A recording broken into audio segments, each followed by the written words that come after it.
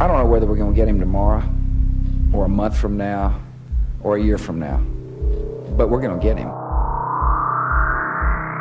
Dead or alive. The United States has conducted an operation that killed Osama bin Laden, the leader of Al-Qaeda, and a terrorist who's responsible for the murder of thousands. It's time to stop being so gullible. How many times have we caught our government and other governments lying to us? They lied about the Gulf of Tonkin in 1964 to get us into the Vietnam War. Said that attacks happened to our ships that never occurred. It's now been declassified that it was totally staged. We were lied to about WMDs, weapons of mass destruction, in a premeditated way to launch the war against Iraq. We were told Saddam was training Al-Qaeda. They showed us the satellite photos of the beached aircraft that they were training in. Turned out it was all a lie. They showed the world, once they took over Iraq, the mobile anthrax labs that launched the attacks on America. Turned out it was a super U.S. government strain and launched out of Fort Detrick, Maryland. And the anthrax mobile labs were British hardware sold to the Iraqis on record that were for pumping up hydrogen balloons to direct artillery during the Iran-Iraq war years before. The point is, they premeditatedly lie to all of us. They lied to us about Private Jessica Lynch. Remember that whole story? She didn't fight valiantly in the resupply convoy. It was the men that did, but they wanted to have a PR stunt to get women to join the military, so they said the men cowered while she got up there like Audie Murphy machine gunning the Iraqis. Turns out she cowered in the vehicle. The Iraqis took her to the hospital, and then the Iraqi military pulled out as the U.S. took over. The Iraqi doctors went, do you remember all this? To the U.S. forces, said, we have some of your people here, please come. And they got Jerry Bruckheimer on the phone, the Pentagon did, the famous director of Black Hawk Down, and said, over satellite feed, help us script saving her from enemies.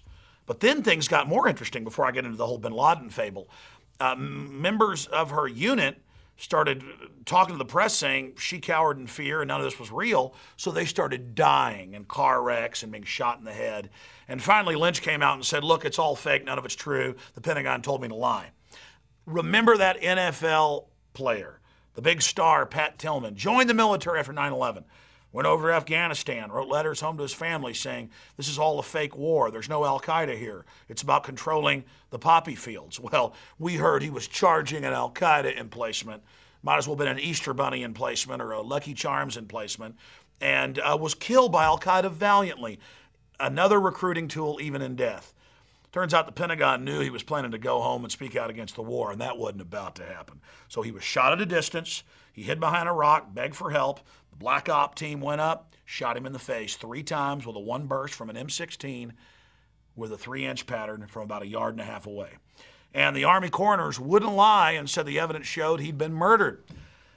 He wasn't charging an Al-Qaeda nest. You know, I could go on for hours with lies. And I could go on for hours about the lies of the bin Laden fable on May 1st, a few weeks ago.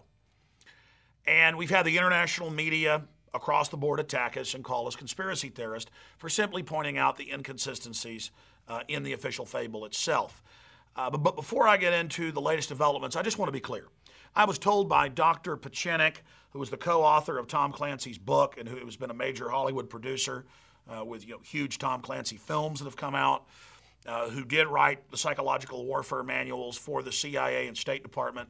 I was told in 2002 by him, and I've since interviewed him again, that bin Laden had died of Marfan's disease. You can only live a few years with that. He had total kidney failure. Nobody lives longer than 6 years, even on dialysis. And it came out in CBS News that he indeed was at the American hospital being visited and treated by U.S. doctors and the CIA months before 9/11. And we'll play a short clip of that CBS newscast with Dan Rather for you. CBS News has been told that the night before the September 11th terrorist attack, Osama bin Laden was in Pakistan. He was getting medical treatment with the support of the very military that days later pledged its backing for the U.S. war on terror in Afghanistan. Pakistan intelligence sources tell CBS News that bin Laden was spirited into this military hospital in Rawalpindi for kidney dialysis treatment. So we know bin Laden died a long time ago. And then I interviewed, off record, 2 high-level Bush administration people that blew the whistle for me in 2002. We were the first to report that. Then Madeleine Albright came out on Fox News with Morton Kondracki's show and said they have his body frozen or plan to roll it out in the 2004 election and that they better not. Then Walter Cronkite, the late Walter Cronkite, very high-powered at the time, deep member of the elite organizations, came out and said the same thing. Teresa Heinz Kerry. But that's just setting the table. We already knew he was dead, okay? So don't tell me the government won't stage stuff. You know, I get emails and see comments on some of these videos we've put out that have 800, 900,000 views covering this bin Laden situation. And I'll see comments like, well, they've got a face print. They've got his DNA. Oh, really? And that's been released? No, it hasn't been released. I mean, the FBI crime lab was on record over a decade ago framing people on an industrial scale. Look at all the other crime lab scandals where they frame people in Houston, Texas, and San Francisco, California. Thousands of people a year on record. They just frame people. But they won't even release that fake evidence. They won't release a photo, but select members of the Senate are allowed to see it. They don't want Photoshop experts being able to look at it. But then there's all the other lies. We're told there was a 40-minute firefight, and on the news they put up animations of bin Laden firing and fighting, a guy that could hardly walk 10 years ago with his disease. Turned out that wasn't true. They told us he used his wife as a shield. Turns out that wasn't true. Said it was this huge, elaborate palace. Looked like a Chicago crack house or Dallas crack house to me. Then we're told that the Navy SEALs were told to go in and kill him, and that he resisted, but he didn't resist. Then that they were to capture him, but they went ahead and still killed him. If he's the biggest intelligence prize for the 160 buried nukes in the U.S., they tell us, and KSM says there's nukes, and that if we kill bin Laden, this is weeks before getting you all scared, that they're going to nuke us. Why didn't they get that intelligence asset back if waterboarding's so great and gave us the leads, which they now admit isn't true? They're trying to sell us on torture because we'll put up with that, we'll put up with anything. If he's the greatest intelligence asset in modern history, why didn't they capture him? Lies, lies, lies. Then we were shown that Situation Room photo. And there was Obama looking tough. He's a guy who's decisive. Hillary was, oh my gosh. Yeah, when she called in all those hits, all those Arkansans, she's real. Oh, somebody's being killed. Turns out it was all fake. They told us they were watching live video feeds. Days later, actually there's no live video feed and they weren't watching anything. Well, you can look at the photo and see it was staged. The way they rolled out the terror alerts 2 weeks before, the way they started rolling out that, oh, you're going to have presidential warnings on your cell phone, and the government's going to break in at telescreens at malls and Walmart, and we've got to warn you. And then when they killed him, they told us, now the terror attacks are much worse. We've got to take all your rights and have TSA-trained goons at bus stations, train stations, on the streets. They're going to hit us. It's all over. Give your rights up. Government wants to take care of you. Don't be mad about the banker bailouts. Don't be mad about the depression. Believe the government. We're not even in a recession. Unemployment's only 9%. Even 60 Minutes admits 22%. So does every other major economist worth their salt. We live in a total system of lies. Then I see all the big mainstream news articles saying, oh, what's Alex Jones going to do now? They've released 5 videos captured in the compound. And all of the, quote, new videos but one, and we've written articles about this and show the still images side by side, are previous bin Laden videos that were released many years ago. And notice he never ages. And we have the CIA admitting last May that they have released fake bin Laden videos before in the Washington Post. So we have a government that lies to us constantly, admits they've made fake bin Laden videos. We get the 5 new videos, and they're all recycled videos. And so folks wouldn't notice that as much, because all they did was change some of the color tint on it in the chroma controls of the video editor. They didn't release audio on the new ones, because you can even watch the lips move with the old videos. It's not just the same old video, it's the same audio. So they didn't release that. That's how lazy they are. That's how stupid they think you are. Lie after lie after lie after lie after lie in your face to sell you this. And it's not just of the 5 videos that 4 of them are old recycled videos. It's not just that they didn't just release fake videos years ago. They also released re-edited real clips of bin Laden from 99, 2000 saying that they were new. They've been caught over and over doing this. No, a known front group for U.S. intelligence run by the daughter of a top Israeli spy, the SITE group, affiliated with the Intel Center that's been caught putting out fake bin Laden and al-Qaeda and Adam Gadon videos before, comes out with the so-called new videos and confirms that, yes, al-Qaeda agrees with Obama. They did kill bin Laden.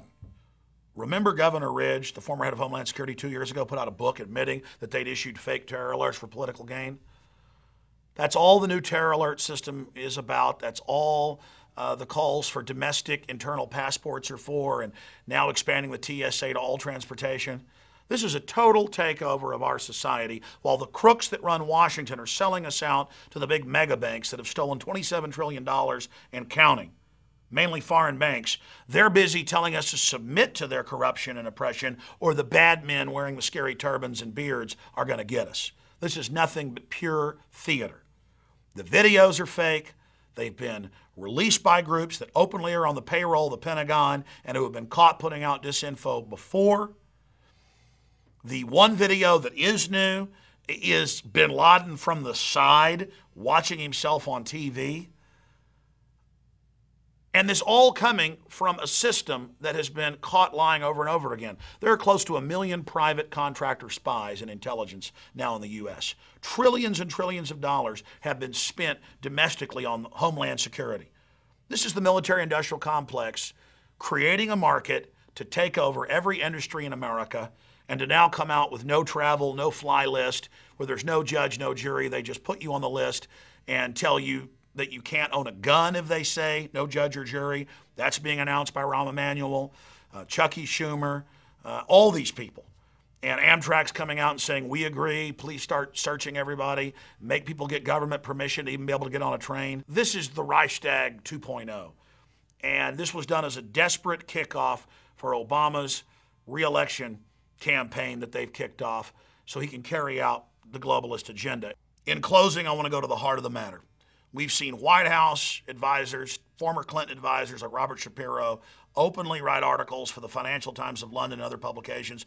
We've seen neocon writers in big syndicated columns talk about how much we need a new 9/11 to expand the empire and the domestic crackdown so the political ruling class can continue their criminal activity. They know they're in trouble. They know they've committed all these crimes and stolen all this money. So they need this supposed outside threat, so we'll stand down and let them take over our lives. This is all a trial balloon, this bin Laden rollout to stage new terror attacks. As they've told you, more liberty has to be given up now that the terror leader's supposedly been killed. And terror attacks are imminent, including nuclear. Now, whether they go ahead with the new false flag staged event or not, it's a psychological form of terrorism. Do what we say or bad things are going to happen. Like Luigi in the old mafia days saying, I'm not going to burn down your family grocery store in New York, but you better pay me protection money, because if you pay me, I'll stop those that will.